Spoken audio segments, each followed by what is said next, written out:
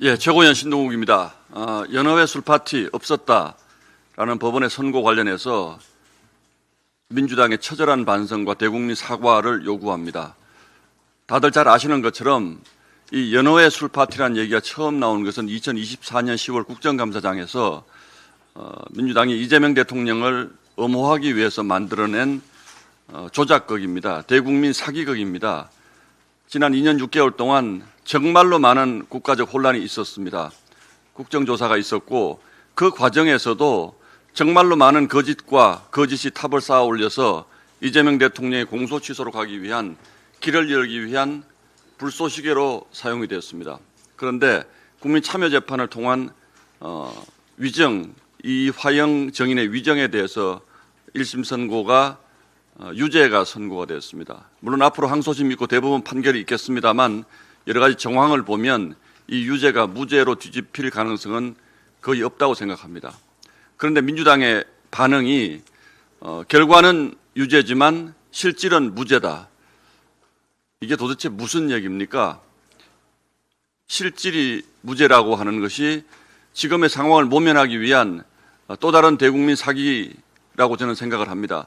그동안 정말로 많은 민주당 의원들 그리고 여권 인사들이 집단적으로 이 연어회 술파티라는 말을 만들어내고 이것을 통해서 검찰 개혁의 불쏘시개로 삼고 또 대통령이 조작된 기소를 당했다라고 주장하고 또 이 결과를 통해서 특검을 발의하고 앞으로 대통령 공소 취소로 나아가기 위해서 거짓의 탑을 쌓아왔다라고 생각을 합니다. 민주당이 하는 방식이 대개 다 이런 식입니다. 사법개혁의 명분으로 내세웠던 조희대 한덕수 회동설도 이제는 어느 누구도 그게 진짜로 있었다라고 믿는 사람은 없습니다. 그러나 그렇게 해서 거짓을 퍼뜨리고 그 거짓의 탑 위에서 본인들이 원하는 것을 얻기 위해서 끊임없이 그 거짓말에 거짓말을 덧붙이는 방식으로 국민들을 혼란시킵니다. 이 연어회 파티만 하더라도 무려 2년 6개월 동안 국민을 희롱한 것입니다. 언론을 희롱한 것입니다. 대한민국의 상식과 정의를 희롱한 것입니다. 그런데 여기에 대해서 민주당이 아무 말도 없이 그냥 넘어간다고요? 국민들이 용서하겠습니까? 국민들이 용납하겠습니까? 연어회는 대체 누가 먹었습니까? 그 연어회는 어디서 나온 것입니까? 저는 이 문제에 대해서 그냥 어물쩍 넘어갈 생각 민주당 하지 말기 바랍니다. 이재명 대통령 공소 취소 이제는 그 기본이 완전히 허물어졌기 때문에 그 생각도 완전히 버리시고 국민들께 이 연어회 술파티 국민 혼란에 빠뜨린 것에 대해서 처절하게 사과하고 다시는 이런 일 일어나지 않기 바랍니다. 이상입니다.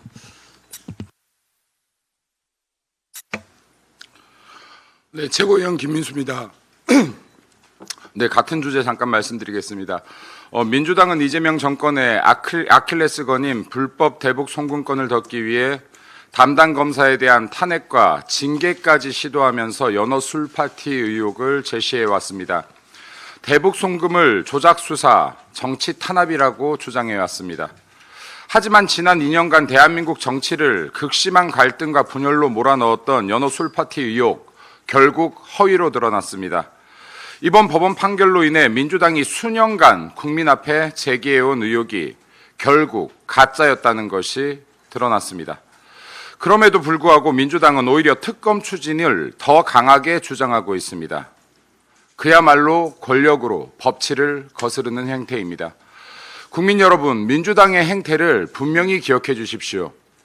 연어 술파티 의혹, 그 뒤에 숨은 진실은 불법 대북 송금입니다. 이상입니다.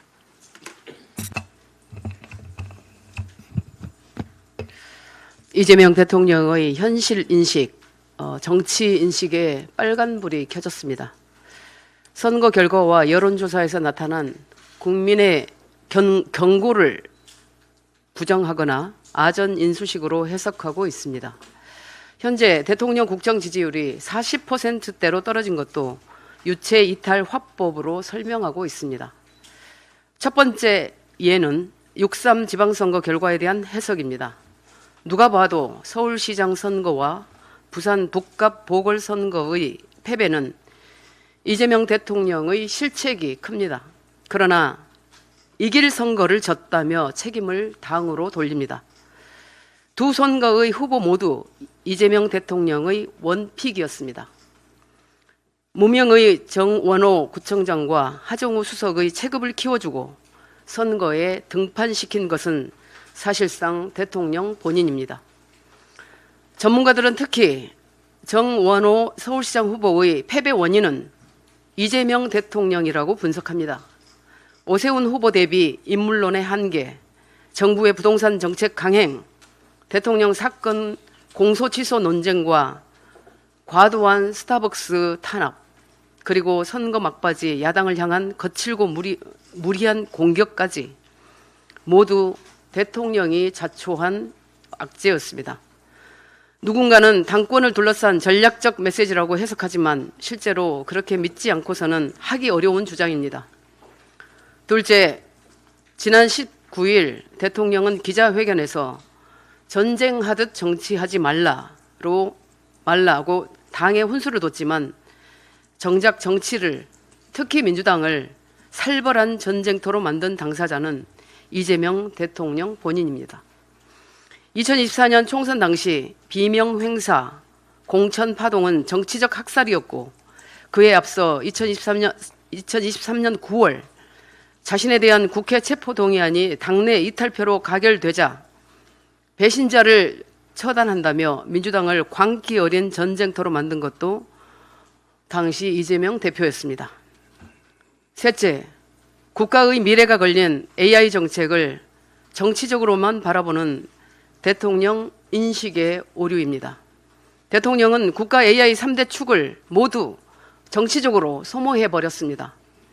하정우 AI 수석과 임문영 국가 AI 전략위원회 부위원장을 정치적 세력 확장을 위해 무리하게 출마시켰습니다. AI 국가 프로젝트인 K-문샷 책임자로 20대 천재 과학자를 삼고철회해 영입해놓고는 기득권 학계의 텃세가 시작되자 비주류라는 이유로 방치해 사실상 쫓아냈습니다. 이 문샷 프로젝트 파행은 조만간 다시 자세하게 거론하겠습니다. 이재명 대통령에게 강력히 경고합니다. 지금 이재명 대통령의 상황 인식과 판단력에 큰 문제가 생겼다는 것을 본인 빼고 모두가 알고 있습니다. 바로잡지 않으면 결말은 언제나 두 가지였습니다. 스스로 독재자가 되거나 국민에 의해 끌려 내려오는 것밖에는 없습니다. 이상입니다.